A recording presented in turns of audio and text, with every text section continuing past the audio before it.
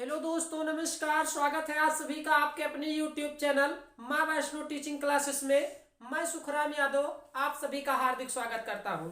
तो आशा करता हूं मेरे प्यारे मित्रों कि आप लोगों की तैयारी बिल्कुल अच्छे ढंग से चल रही होगी। तो चलनी भी चाहिए मेरे प्यारे भाइयों एवं बहनों। और आज से हम जीके जीएस की क्लासेस चालू कर रहे हैं मेरे प्यारे भाइयों एवं बहनों। बेहतरीन सेशन हम लेंगे मेरे प्यारे मित्रों। चाहे आप किसी भी कॉम्पिटेटिव एग्जाम की तैयारी कर रहे हो मेरे प्यारे भाइयों एवं बहनों, आप हमारे चैनल से जुड़िए माँ वैष्णो टीचिंग क्लासेस से। हम आपकी तैयारी बिल्कुल बेहतरीन ढंग से कराएंगे मेरे प्यारे मित्रों। तो जल्द से जल्द हमारे जो भाई बहन इस चैनल से जुड़े हैं वो जुड़ जाइए और अपने दोस्तों में हमारा यह सेशन अपने दोस्तों में व्हाट्सएप और फेसबुक के ग्रुप में शेयर कर दीजिए, जिससे हमारा यह सेशन सभी लोगों को प्राप्त हो जाए मेरे प्यारे मित्रों। तो आज से हम सामान्य अध्ययन के कुछ प्रश्नों को हल करेंगे मेरे प्यारे मित्रों और उसकी जो है तैयारी करेंगे मेरे प्यारे भाइयों बहनों। तो चलिए, जो भाई बहन हमारे इस चैनल पे नए हैं वो कृपया चैनल को सब्सक्राइब करें और वीडियो को लाइक करें मेरे प्यारे मित्रों, और बेल आइकन की घंटी जरूर प्रेस करें मेरे प्यारे भाइयों बहनों। चाहे आप यूपी पुलिस की तैयारी कर रहे हो या फिर आप जो है मेरे प्यारे भाइयों बहनों रेलवे की तैयारी कर रहे हो या एसएससी किसी भी एग्जाम की तैयारी कर रहे हो या ऑल कॉम्पिटेटिव एग्जाम की तैयारी कर रहे हो, आपको जीके जीएस की मेरे प्यारे भाइयों बहनों बहुत ही महत्वपूर्ण भी होता है ये क्वेश्चन मेरे प्यारे मित्रों। इसलिए आपको अपनी तैयारी उच्च लेवल पर बनाकर चलनी होगी। तो जुड़ जाइए हमारे इस सेशन से और सेशन का भरपूर आनंद लीजिए मेरे प्यारे मित्रों। चलिए, आशा करता हूं कि आप लोग जुड़ गए होंगे।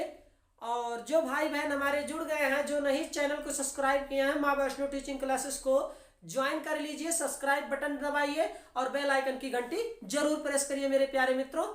हम आपके लिए daily GK GS current affair की भी क्लासेस चालू होने वाली है मेरे प्यारे मित्रों, और मैथ की तो चल ही रही है मेरे प्यारे भाइयों बहनों। तो चलिए, देर ना करते हुए हम सेशन की शुरुआत करते हैं और लेते हैं बढ़िया सा सेशन मेरे प्यारे मित्रों। चलिए, तो जुड़ जाइए मेरे प्यारे मित्रों। आज हम आप लोगों को, चाहे आप यूपी पुलिस की तैयारी कर रहे हो या एसएससी जीडी या एसएससी सीएचएसएल या रेलवे या फिर ऑल कॉम्पिटेटिव एग्जाम की तैयारी कर रहे हो मेरे प्यारे भाइयों बहनों, हम आपको जीके जीएस सामान्य अध्ययन की आज ये मेरा फर्स्ट क्लास है मेरे प्यारे मित्रों, पार्ट 1 है। और हमारी ये जो जीके जीएस की सामान्य अध्ययन की क्लासेज जो है डेली चलेंगी मेरे प्यारे मित्रों। तो आप जो है डेली सेशन को वॉच करिए और अपनी तैयारी जो है स्ट्रांग बनाइए मेरे प्यारे मित्रों आने वाले एग्जाम के लिए। चलिए, देर न करते हुए हम सेशन की शुरुआत करते हैं मेरे प्यारे मित्रों और लेते हैं एक बढ़िया सा सेशन। तो इसमें लिखेंगे भारत का एक परिचय। हेडिंग होगा हमारा मेरे प्यारे मित्रों भारत का परिचय। थोड़ा सा इसके बारे में हम भारत का परिचय मेरे प्यारे मित्रों, भारत मेरे प्यारे भाइयों बहनों, भारत एक परिचय। चलिए, भारत एक परिचय, इसके बारे में थोड़ा सा हम आप लोगों को जनरल नॉलेज मेरे प्यारे भाइयों बहनों इसमें कुछ क्वेश्चन को हल कराएंगे। तो देखिए, भारत जो है किस देशांतर पर स्थित है? तो ये स्थित है मेरे प्यारे मित्रों, स्थित है ये कहाँ स्थित है मेरे प्यारे मित्रों? ये उत्तरी गोलार्ध एवं पूर्वी देशांत, ये उत्तरी गोलार्ध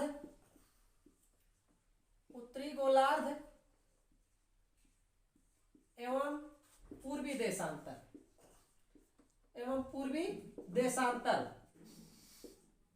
उत्तरी गोलार्ध एवं पूर्वी देशांतर। आप लोग नोट करते चलिएगा क्वेश्चन को।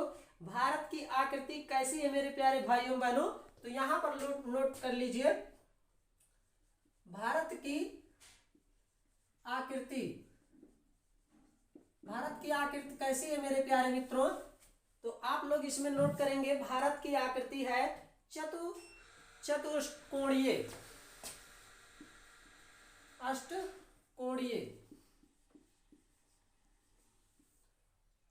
चतुष्कोणीय मेरे प्यारे मित्रों भारत की आकृति है। और भारत का कुल क्षेत्रफल मेरे प्यारे मित्रों यहां पर लिखेंगे। पूछता है कभी कभी एग्जाम में, भारत का क्षेत्रफल बताइए। तो भारत का क्षेत्रफल मेरे प्यारे मित्रों, चलिए भारत का क्षेत्रफल मेरे प्यारे मित्रों आप लोग नोट करिए, भारत का क्षेत्रफल है 3287,263। यहाँ पर नोट करिए 3287,263 मेरे प्यारे मित्रों वर्ग किलोमीटर। मेरे प्यारे मित्रों 3287,263 वर्ग किलोमीटर। वर्ग किलोमीटर, वर्ग किलोमीटर। चलिए, भारत का क्षेत्रफल मेरे प्यारे भाइयों बहनों 32,87,263 वर्ग किलोमीटर है। ये आप लोग नोट कर लीजिए। और भारत का क्षेत्रफल संपूर्ण विश्व का, भारत का क्षेत्रफल मेरे प्यारे मित्रों, भारत का क्षेत्रफल, क्षेत्रफल संपूर्ण विश्व का मेरे प्यारे मित्रों, संपूर्ण विश्व का, भारत का क्षेत्रफल संपूर्ण विश्व का 2.42%। यहां पर लिखेंगे मेरे प्यारे मित्रों 2.42% है। तो आप लोग इसको भी नोट करते चलिए मेरे प्यारे मित्रों। और राजधानी क्या है हमारे भारत की राजधानी, तो आप लोगों को यह सामान्य जानकारी है मेरे प्यारे मित्रों। भारत की राजधानी नई दिल्ली है। भारत की राजधानी लिखेंगे, भारत की राजधानी, भारत की राजधानी मेरे प्यारे मित्रों नई दिल्ली, नई दिल्ली या दिल्ली। भारत की राजधानी मेरे प्यारे मित्रों कहाँ है? नई दिल्ली। चलिए, ये हो गया। और सर्वाधिक बोली जाने वाली भाषा, इसके बारे में थोड़ा जानकारी ले लेते हैं। इसमें कौन सी सर्वाधिक बोली जाने वाली, सर्वाधिक बोली जाने वाली भाषा, भाषा क्या है मेरे प्यारे भाइयों बहनों? हिंदी। सर्वाधिक बोली जाने वाली भाषा क्या है मेरे प्यारे मित्रों? हिंदी है। तो आप लोग इसको नोट कर लीजिए कहीं पर या फिर इसका स्क्रीनशॉट ले लीजिए मेरे प्यारे मित्रों। चलिए, और इसमें जो है हमारे देश में सबसे बड़ी जनजाति मेरे प्यारे मित्रों, सबसे बड़ी जनजाति, चलिए, सबसे बड़ी जनजाति मेरे प्यारे मित्रों गोंड है मध्य प्रदेश में। गोंड है मेरे प्यारे मित्रों मध्य प्रदेश में है। ये सबसे बड़ी जनजाति क्या है? गोंड है मेरे प्यारे मित्रों मध्य प्रदेश में। तो आप लोग एक बार समझ लीजिए, भारत एक परिचय स्थित है उत्तरी गोलार्ध एवं पूर्वी देशांतर में। और भारत की आकृति कैसी है? चतुष्कोणीय है मेरे प्यारे मित्रों। भारत का क्षेत्रफल 32,87,263 मेरे प्यारे भाइयों बहनों वर्ग किलोमीटर। और भारत का क्षेत्रफल विश्व का 2.42% मेरे प्यारे मित्रों। भारत की राजधानी कहाँ है? दिल्ली है मेरे प्यारे मित्रों। और सर्वाधिक बोली जाने वाली भाषा हिंदी है। और सबसे बड़ी जनजाति गोंड मध्य प्रदेश में है। तो आप लोग इनको जो है कहीं पर नोट कर लीजिए या फिर इसका स्क्रीनशॉट ले लीजिए। उसके बाद आप लोग नोट करते रहना। ये परीक्षा दृष्टि से बहुत इंपॉर्टेंट क्वेश्चन है मेरे प्यारे भाइयों बहनों। जितनी भी हम क्लासें लेंगे जीके जीएस सामान्य अध्ययन की, आप लोगों को बेहतरीन समझाएंगे। कोई क्वेश्चन छूटेगा ही नहीं, ये मेरा मानना है। बस आप डेली सेशन को वॉच करिए, चाहे जिस भी एग्जाम की आप तैयारी कर रहे हो मेरे प्यारे मित्रों। हम आपको यूट्यूब पर बिल्कुल फ्री क्लासेस देंगे। आप हमारे चैनल से जुड़िए, माँ वैष्णो टीचिंग क्लासेस से। मैं सुखराम यादव हमेशा बेसिक से आप लोगों को बताने का प्रयास रहेगा मेरे प्यारे मित्रों। चलिए, आशा करता हूं कि आप लोगों ने इसका स्क्रीनशॉट ले लिया है। अब देखिए हम दूसरा क्वेश्चन लेंगे। चलिए मेरे प्यारे मित्रों, इंपॉर्टेंट क्वेश्चन कुछ आप लोगों को हम नोट करा देते हैं। क्षेत्रफल की दृष्टि से नोट करिए आप लोग। क्षेत्रफल की दृष्टि से भारत का स्थान क्या है मेरे प्यारे भाइयों बहनों? भारत का स्थान है, क्षेत्रफल की दृष्टि से भारत का क्या स्थान है मेरे प्यारे मित्रों विश्व में? क्षेत्रफल की दृष्टि से, यहां पर थोड़ा मिस्टेक हो गया मेरे प्यारे मित्रों। क्षेत्रफल की दृष्टि से भारत विश्व में कौन सा स्थान है? यहां पर लिखेंगे कौन सा स्थान है, कौन सा स्थान है मेरे प्यारे मित्रों? तो यह है हमारा 7वां स्थान। 7वां स्थान है मेरे प्यारे भाइयों बहनों, 7वां स्थान है। चलिए आप लोग इसको नोट कर लीजिए।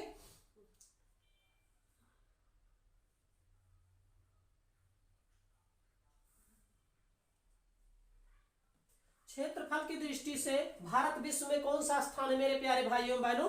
7वां स्थान है।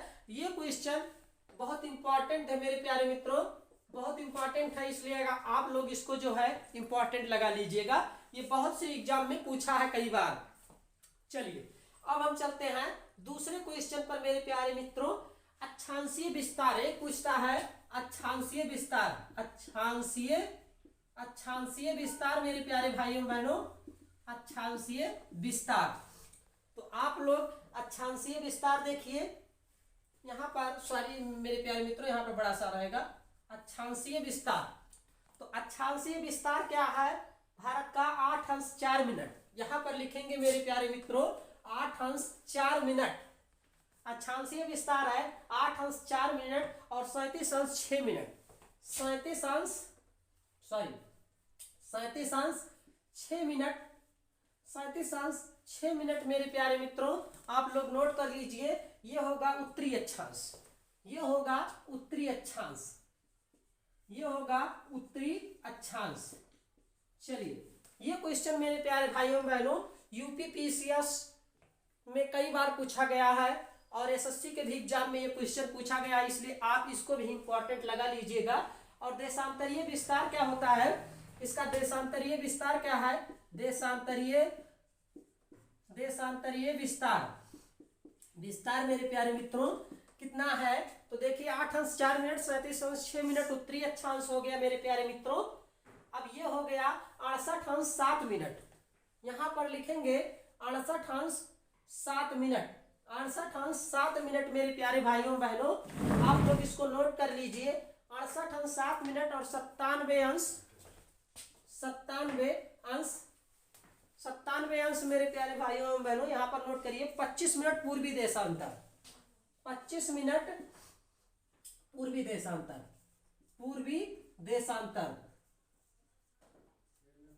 25 अंश पूर्वी देशांतर। चलिए आप लोग इसको नोट करिए। अब हम चलते हैं फिर नेक्स्ट क्वेश्चन पर। तो उत्तर से दक्षिण में विस्तार क्या है? उत्तर से दक्षिण मेरे प्यारे मित्रों, उत्तर से दक्षिण में विस्तार क्या है? दक्षिण में विस्तार, उत्तर से दक्षिण में विस्तार क्या है मेरे प्यारे मित्रों? मतलब उत्तर से दक्षिण में विस्तार क्या है मेरे प्यारे मित्रों? इसकी दूरी क्या है ये हमें लिखना है। विस्तार है 3214 किलोमीटर, 3214 किलोमीटर यहाँ पर लिखेंगे।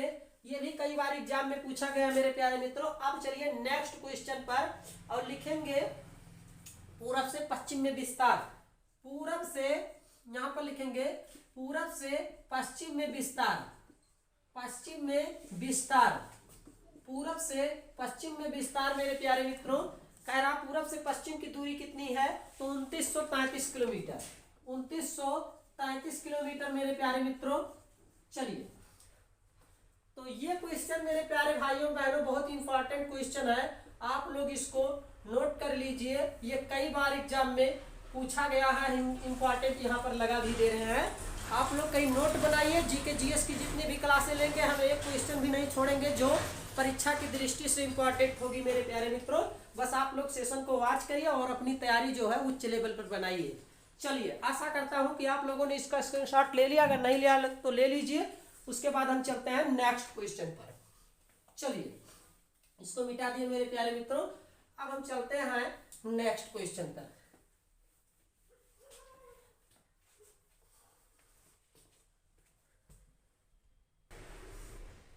चलिए मेरे प्यारे मित्रों नेक्स्ट क्वेश्चन को आप लोग देखिए। द्वीपों की कुल संख्या भारत की मेरे प्यारे मित्रों कितनी है? 247, 204 बंगाल की खाड़ी में और 43 अरब सागर में। लक्षद्वीपों में द्वीपों की संख्या कितनी है मेरे प्यारे मित्रों? 36। स्थल सीमा की कुल लंबाई कितनी है मेरे प्यारे मित्रों? 15,200 किलोमीटर, 15,200 किलोमीटर और तटीय भाग की कुल लंबाई 7,516.5 किलोमीटर मेरे प्यारे मित्रों। और मुख्य भूमि के तटीय भाग की लंबाई 6100 किलोमीटर मेरे प्यारे मित्रों। और भारतीय मानक समय, ये क्वेश्चन मेरे प्यारे मित्रों बहुत इंपॉर्टेंट क्वेश्चन है, आप लोग इसको नोट करके कहीं इंपॉर्टेंट लगा के मेरे प्यारे मित्रों लगा लीजिए। 82 सही, 82 1/2 अंश पूर्वी देशांतर रेखा इलाहाबाद से मिर्जापुर होकर मिर्जापुर से होकर गुजरती है मेरे प्यारे मित्रों भारतीय मानक समय। तो इसको आप लोग इंपॉर्टेंट लगा लीजिए। तो आशा करता हूं कि आप लोगों ने इसका स्क्रीनशॉट ले लिया, अगर नहीं लिया तो ले लीजिए। उसके बाद हम चलते हैं नेक्स्ट क्वेश्चन पर मेरे प्यारे मित्रों। चलिए इसको मिटा देते हैं, अब हम चलते हैं नेक्स्ट क्वेश्चन पर। चलिए मेरे प्यारे मित्रों नेक्स्ट क्वेश्चन पर हम चलते हैं और आगे क्वेश्चन को हल करते हैं। चलिए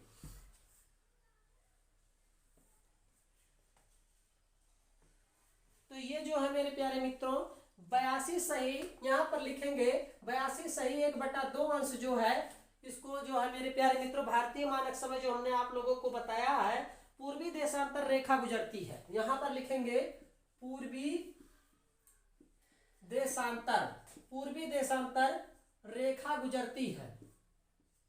पूर्वी देशांतर रेखा गुजरती है मेरे प्यारे मित्रों।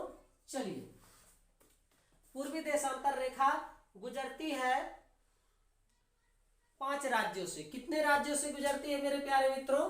5 राज्यों से। यहां पर लिखेंगे 5 राज्यों से। 82 सही 1/2 अंश पूर्वी देशांतर रेखा गुजरती है 5 राज्यों से मेरे प्यारे मित्रों। चलिए आप लोग इसको नोट कर लीजिए। अब देखिए नेक्स्ट क्वेश्चन हमारा है भारतीय मानक समय तथा ग्रीनविच समय के बीच अंतर है। भारतीय मानक समय, यहां पर लिखेंगे भारतीय मानक समय तथा भारतीय मानक समय मेरे प्यारे मित्रों तथा ग्रीनविच समय के बीच अंतर, तथा ग्रीनविच समय के बीच अंतर, समय के बीच अंतर मेरे प्यारे मित्रों नोट कर लीजिए आप लोग। भारतीय मानक समय तथा ग्रीनविच समय के बीच अंतर 5 घंटा 30 मिनट। यहां पर लिखेंगे 5 घंटा 30 मिनट आगे, 30 मिनट आगे मेरे प्यारे मित्रों ग्रीनविच समय के बीच का अंतर है 5 घंटा 30 मिनट आगे। और राज्यों की कुल संख्या मेरे प्यारे मित्रों भारत में, यहां पर बहुत इंपॉर्टेंट क्वेश्चन ये है। चलिए भारत में,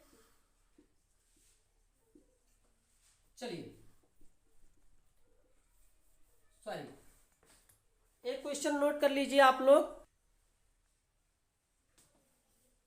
चलिए मेरे प्यारे मित्रों इंपॉर्टेंट क्वेश्चन आप लोग नोट कर लीजिए। सर्वाधिक राज्यों की सीमा को छूने वाला राज्य, सर्वाधिक राज्यों की सीमा को छूने वाला राज्य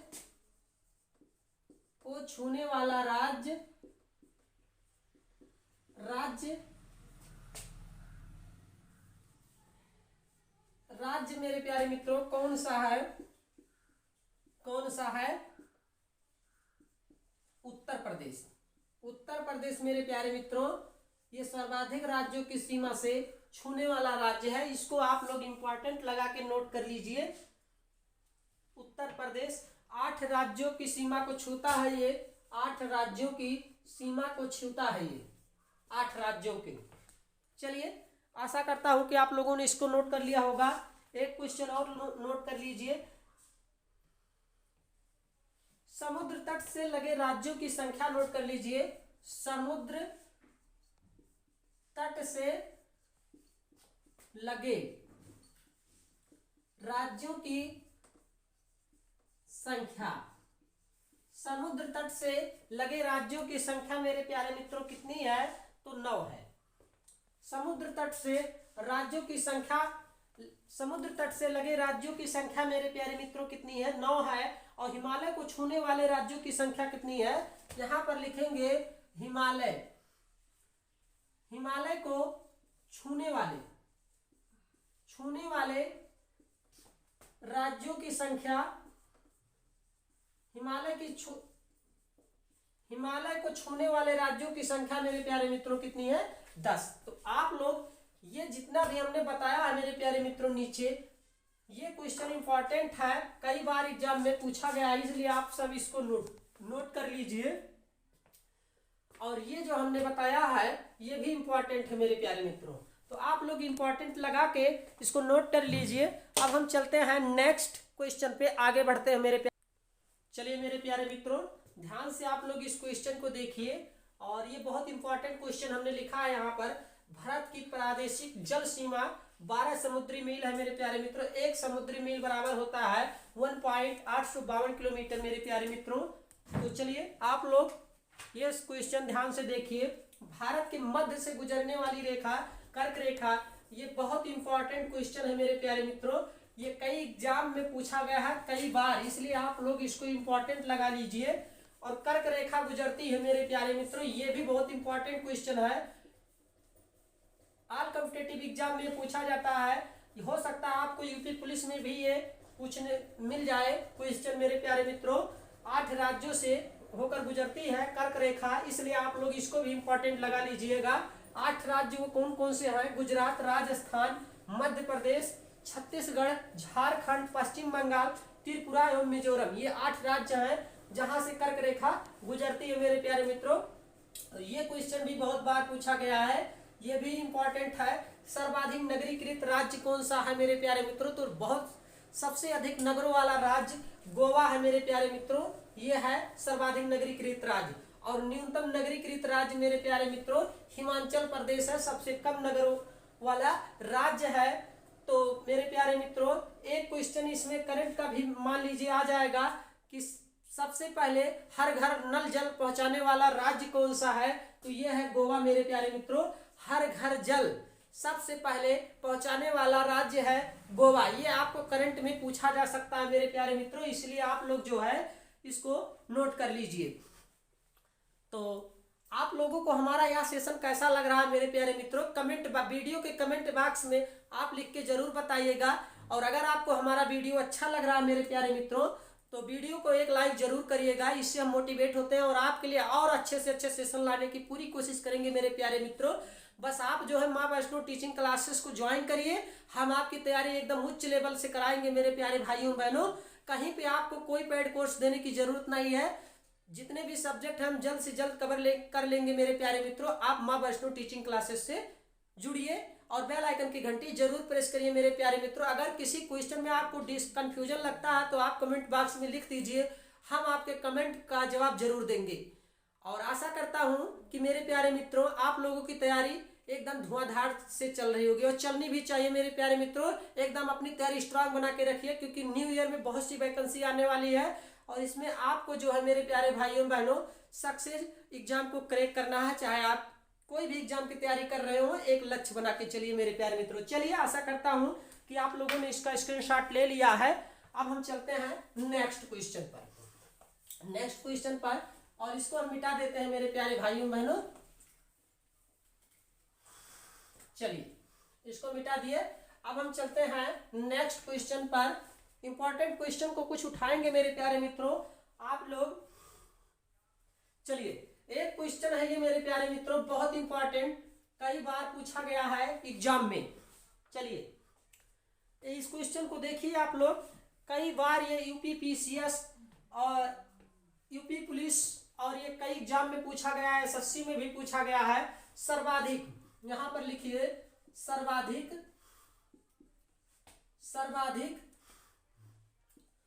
वन आच्छादित, सर्वाधिक मेरे प्यारे मित्रों वनोच्छादित वाला राज्य कौन सा है? तो आप लोग इसको ध्यान से नोट कर लीजिए।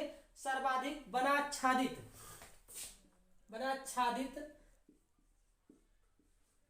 वाला राज्य, सर्वाधिक वनाच्छादित वाला राज्य यानी वनों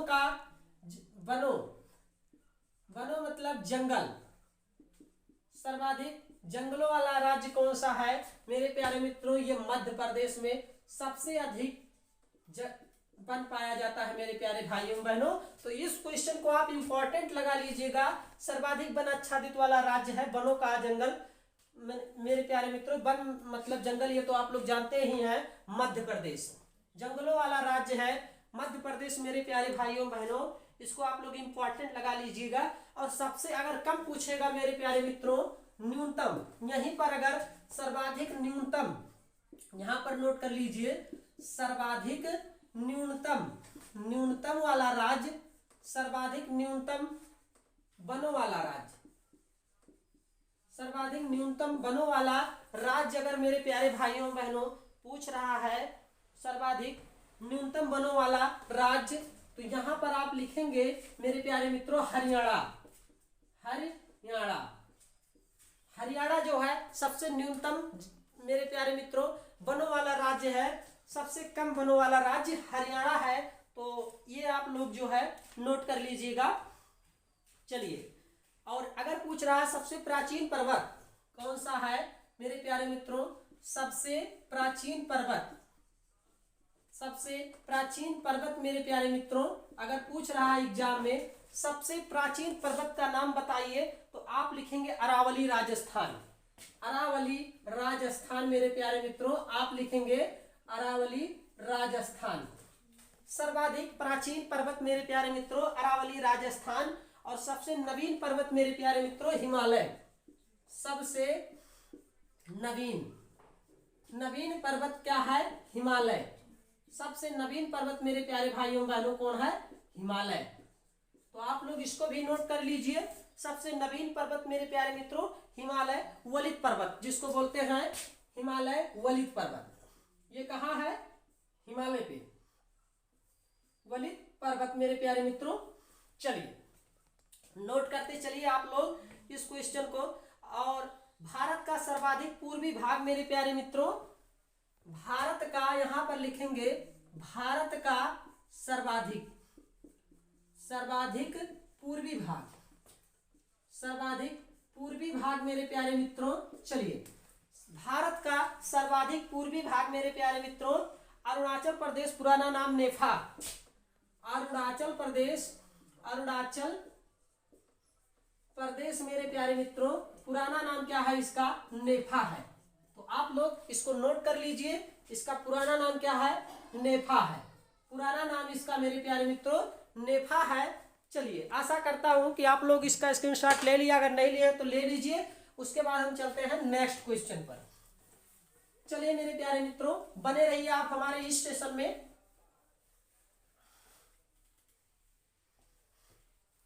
चलिए, भारत एक परिचय, हमने आप लोगों को इसके बारे में कुछ महत्वपूर्ण क्वेश्चन हल कराए सामान्य अध्ययन के मेरे प्यारे मित्रों। भारत एक परिचय जो हमने जो है कुछ सामान्य क्वेश्चन को हल कराए मेरे प्यारे भाइयों बहनों, इसके बारे में। अब चलते हैं नेक्स्ट क्वेश्चन पर और लेते हैं नेक्स्ट। चलिए, टॉपिक देखिए मेरे प्यारे मित्रों, जनगणना 2011 से संबंधित कुछ क्वेश्चन जो है यूपी पुलिस में आपको मिलेंगे मेरे प्यारे भाइयों बहनों, इसलिए आप लोग ध्यान से देखिए। 2-4 क्वेश्चन जनगणना से आते ही आते हैं, इसलिए आप इस टॉपिक को बहुत अच्छे से देखिए। भारत में पहली जनगणना की शुरुआत लिखिए, भारत में पहली जनगणना की शुरुआत, पहली जनगणना की शुरुआत कब हुई, पहली जनगणना की शुरुआत कब हुई मेरे प्यारे मित्रों। चलिए, इसमें यह बताना है आपको भारत में पहली जनगणना की शुरुआत कब हुई, तो 1872 ईस्वी में मेरे प्यारे मित्रों। यहां पर लिखेंगे 1872 ईस्वी में मेरे प्यारे मित्रों, सन 1872 लॉर्ड मेयो के कार्यकाल में, लॉर्ड मेयो के कार्यकाल में मेरे प्यारे मित्रों सन 1872 ईस्वी में भारत में पहली जनगणना की शुरुआत हुई लॉर्ड मेयो के कार्यकाल में। और देश में नियमित जनगणना की शुरुआत मेरे प्यारे मित्रों, यहां पर लिखेंगे देश में नियमित जनगणना की शुरुआत। चलिए, देश में नियमित जनगणना की शुरुआत कब हुई, ये हमसे पूछ रहा है। तो मेरे प्यारे मित्रों, इसमें हम लिखेंगे देश में नियमित जनगणना की शुरुआत 1881 में। यहां पर लिखेंगे 1881 में मेरे प्यारे मित्रों, सन 1881 में हुई लॉर्ड रिपन के कार्यकाल में। यहां पर लिखेंगे लॉर्ड रिपन के कार्यकाल में, मेरे प्यारे मित्रों कार्यकाल में। चलिए, देश में नियमित जनगणना की शुरुआत 1821 में हुई लॉर्ड रिपन के कार्यकाल में। आप लोग नोट करते चलिए, ये क्वेश्चन इंपॉर्टेंट है, आप लोग इसको इंपॉर्टेंट लगा लीजिएगा। चलिए, और स्वतंत्र भारत की पहली जनगणना मेरे प्यारे मित्रों, ये क्वेश्चन बहुत इंपॉर्टेंट है, आप लोग ध्यान से देखिए। स्वतंत्र भारत की स्वतंत्र भारत की पहली जनगणना, स्वतंत्र भारत की पहली जनगणना मेरे प्यारे मित्रों पूछ रहा है कब हुई। स्वतंत्र भारत की पहली जनगणना मेरे प्यारे भाइयों बहनों कब हुई? ये हुई है 1951 में। 1951 सन 1951 में मेरे प्यारे मित्रों। इसलिए आप लोग इसको इंपॉर्टेंट लगा के चलिएगा। ये ऑल एग्जाम में, ऑल कॉम्पिटिटिव में पूछा जाता है, कई बार पूछा गया है। चाहे आप एसएससी की तैयारी कर रहे हो, या फिर रेलवे की तैयारी कर रहे हो, या जीडी की तैयारी कर रहे हो, या यूपी पुलिस की तैयारी कर रहे हो, सामान्य अध्ययन में ये पूछा जा सकता है मेरे प्यारे मित्रों, स्वतंत्र भारत की पहली जनगणना कब हुई। चलिए, जनगणना का महान विभाजक वर्ष, जनगणना का महान विभाजक वर्ष मेरे प्यारे मित्रों, इसमें जनगणना का महान विभाजक वर्ष कब हुआ है मेरे प्यारे मित्रों? तो ये हुआ है 1921 में। 1921 में हुआ है, आप लोग इसको नोट कर लीजिए। उसके बाद हम चलते हैं नेक्स्ट क्वेश्चन पे, या फिर आप लोग इसका स्क्रीनशॉट ले लीजिए। तो आशा करता हूं कि आपने इसका स्क्रीनशॉट ले लिया। अब हम चलते हैं नेक्स्ट क्वेश्चन पर। चलिए,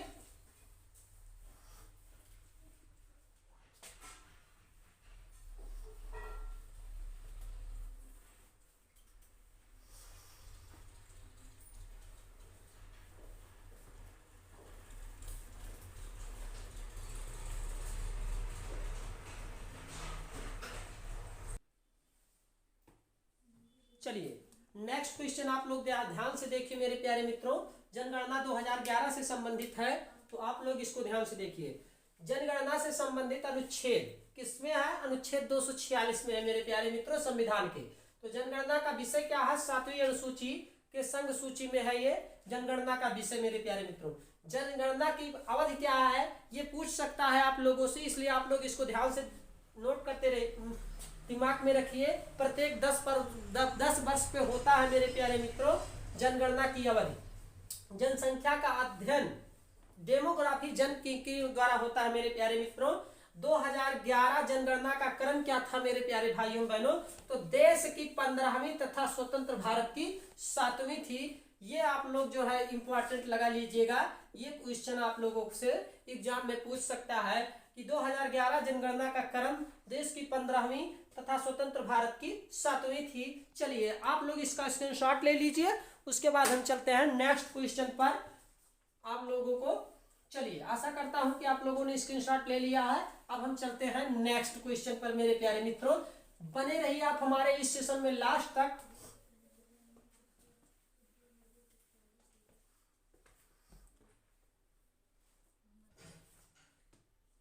चलिए मेरे प्यारे मित्रों, आप लोग जनगणना 2011 से संबंधित कुछ प्रश्नों को देख रहे हैं। 2011 की जनगणना का आदर्श वाक्य मेरे प्यारे मित्रों, 2011 जनगणना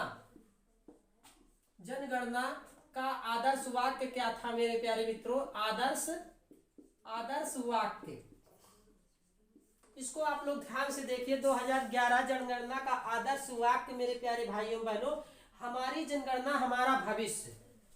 आदर्श वाक्य था हमारी जनगणना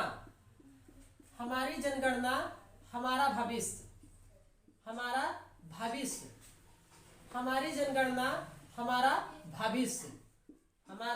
भविष्य मेरे प्यारे मित्रों, ये था आदर्श वाक्य। 2011 जनगणना का आदर्श वाक्य था।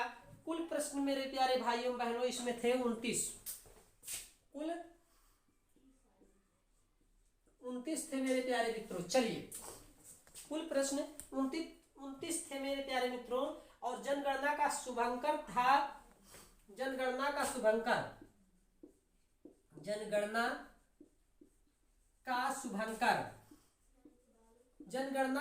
शुभंकर मेरे प्यारे मित्रों आप लोग नोट कर लीजिए। जनगणना का शुभंकर था प्रगणक शिक्षिका शिक्षिका, प्रगणक शिक्षिका। चलिए, प्रगणक शिक्षिका था जनगणना का शुभंकर मेरे प्यारे मित्रों। और प्रथम जनगणना कमिश्नर, प्रथम यहां पर लिखेंगे प्रथम जनगणना, प्रथम जनगणना कमिश्नर, प्रथम जनगणना कमिश्नर मेरे प्यारे मित्रों आप लोग नोट कर लीजिए। प्रथम जनगणना कमिश्नर डब्ल्यू प्लाडेन था, डब्ल्यू प्लाडेन, प्रथम जनगणना कमिश्नर मेरे प्यारे मित्रों डब्ल्यू प्लाडेन। आप लोग इसको नोट करते चलिए। और स्वतंत्र भारत के प्रथम जनगणना आयुक्त कौन थे, ये क्वेश्चन इंपॉर्टेंट है, इसलिए आप लोग इंपॉर्टेंट लगा लीजिए।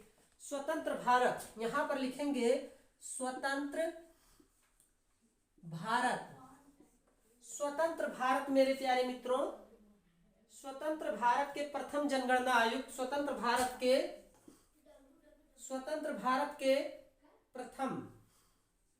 प्रथम जनगणना आयुक्त, जनगणना आयुक्त मेरे प्यारे मित्रों यहां पर नोट कर लीजिए। चलिए, स्वतंत्र भारत के प्रथम जनगणना आयुक्त कौन थे, तो R.A. गोपाल स्वामी थे मेरे प्यारे मित्रों। R.A. गोपाल स्वामी, R.A. गोपाल स्वामी मेरे प्यारे मित्रों स्वतंत्र भारत के प्रथम जनगणना आयुक्त थे मेरे प्यारे मित्रों 1949 और 53 में, सन 1949 और 1953 ईस्वी में। चलिए, ये सब आप लोग नोट कर लीजिए। उसके बाद हम चलते हैं नेक्स्ट क्वेश्चन पर। तो ये हो गया स्वतंत्र भारत की प्रथम जनगणना आयुक्त R.A. गोपाल स्वामी। लेकिन इससे इंपॉर्टेंट एक क्वेश्चन और आता है मेरे प्यारे मित्रों, वो भी आप लोग नोट कर लीजिए। स्वतंत्र भारत कहता है स्वतंत्र भारत के प्रथम जनगणना आयुक्त कौन थे, स्वतंत्र भारत के प्रथम जनगणना आयुक्त हमने आप लोगों को लिखा दिया है R.A. गोपाल स्वामी 1949 और 53। तो आप लोग इसको नोट कर लीजिए। एक इंपॉर्टेंट क्वेश्चन और पूछता है, वो है 2011 के जनगणना आयुक्त कौन थे। ये क्वेश्चन बार बार रिपीट होता है। 2011 के जनगणना आयुक्त कौन थे, 2011 के जनगणना आयुक्त कौन थे, ये पूछता है क्वेश्चन एग्जाम में बार बार मेरे प्यारे मित्रों। 2011 के जनगणना आयुक्त कौन थे, तो सी चंद्रमौली, यहां पर लिखेंगे सी चंद्रमौली मेरे प्यारे मित्रों। इसको आप लोग भूलिएगा मत, ये कई बार एग्जाम में रिपीट हुआ है कि 2011 के जनगणना आयुक्त कौन थे। तो आप लोग लिखिएगा, अगर विकल्प में आ जाए सी चंद्रमौली तो वही लगा दीजिएगा। चलिए, अब हम चलते हैं नेक्स्ट क्वेश्चन पर मेरे प्यारे मित्रों। नेक्स्ट क्वेश्चन लेते हैं, इसको मिटा देते हैं। चलिए,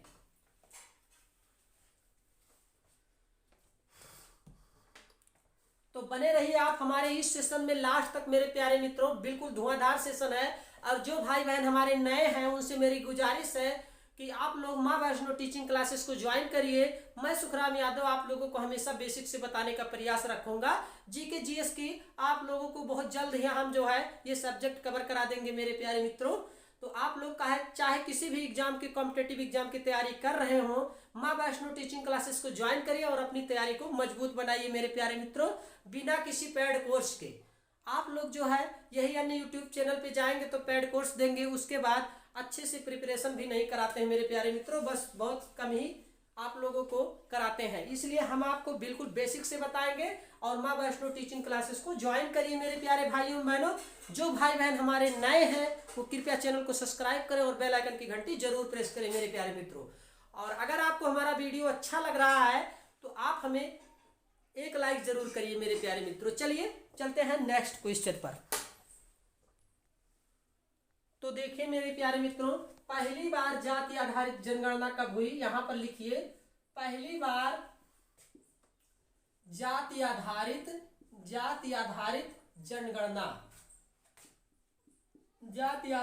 जनगणना मेरे प्यारे मित्रों कब हुई। आप लोग लगाइएगा सन 1931 ईस्वी में पहली बार जाति आधारित जनगणना हुई है सन 1931 ईस्वी में मेरे प्यारे मित्रों। इसलिए आप लोग इस क्वेश्चन को इस तरह से लगाइएगा। अब विश्व जनसंख्या दिवस, जनगणना जब हम लगा रहे हैं मेरे प्यारे मित्रों, जनगणना से क्वेश्चन को हल कर रहे हैं, तो विश्व जनसंख्या दिवस कैसे भूल जाएंगे, ये ऑल कॉम्पिटिटिव एग्जाम के लिए इंपॉर्टेंट होता है। तो इसको हम विश्व जनसंख्या दिवस, विश्व जनसंख्या दिवस मेरे प्यारे मित्रों, विश्व जनसंख्या दिवस किस तिथि को मनाया जाता है, ये आप लोग अच्छी तरह से जानते होंगे मेरे प्यारे मित्रों। आप जब क्लास 5 में पढ़े होंगे तभी से आप लोगों को बताया जाता है और कि विश्व जनसंख्या दिवस हमारा कब मनाया जाता है, ये आप लोगों को जानकारी होना जरूरी है। और ऑल कॉम्पिटिटिव में ये कई बार पूछा गया है, इसलिए ये क्वेश्चन बहुत इंपॉर्टेंट होता है। चाहे आप एसएससी का एग्जाम दीजिए मेरे प्यारे भाइयों बहनों, यूपी पुलिस का दीजिए या एसएससी जीडी का दीजिए या मेरे प्यारे भाइयों बहनों रेलवे का दीजिए, किसी भी में ये पूछ सकता है। कई बार ये क्वेश्चन पूछा गया है, यूपी बीएड में पूछा गया है, यूपी पीसीएस में पूछा गया है, यूपी पीसीएस में पूछा गया मेरे प्यारे मित्रों कई बार। तो इसको आप लोग विश्व जनसंख्या दिवस, आशा करता हूं कि सभी लोग जानते होंगे, अगर नहीं जानते हैं तो नोट कर लीजिए मेरे प्यारे मित्रों। विश्व जनसंख्या दिवस 11 जुलाई को मनाया जाता है। विश्व जनसंख्या दिवस 11 जुलाई, ये क्वेश्चन कई बार मेरे प्यारे मित्रों पूछा गया है, विश्व जनसंख्या दिवस कब मनाया जाता है।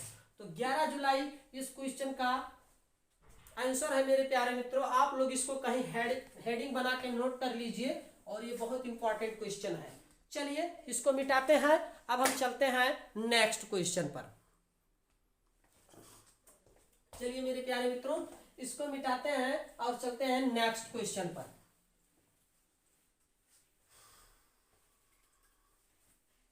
चलिए नेक्स्ट क्वेश्चन है हमारा मेरे प्यारे मित्रों,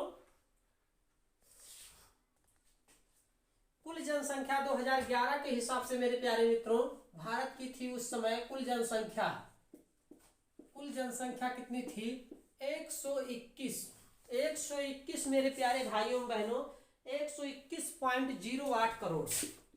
जब 2011 में जनगणना हुई थी तो 121.08 करोड़ मेरे प्यारे मित्रों उस समय हमारे भारत की जनसंख्या थी। तो भारत में विश्व जनसंख्या का भाग कितना है, तो यहां पर लिखेंगे भारत में विश्व जनसंख्या का भाग, विश्व जनसंख्या का भाग, विश्व जनसंख्या का भाग मेरे प्यारे मित्रों आप लोग नोट करिए 17.5% है। 17.5% है मेरे प्यारे मित्रों, आप लोग नोट कर लीजिए। और कुल जनसंख्या मेरे प्यारे मित्रों आप लोगों को तो बता ही चुके। चलिए इसको मिटा देते हैं मेरे प्यारे भाइयों बहनों। अब हम चलते हैं नेक्स्ट क्वेश्चन पर।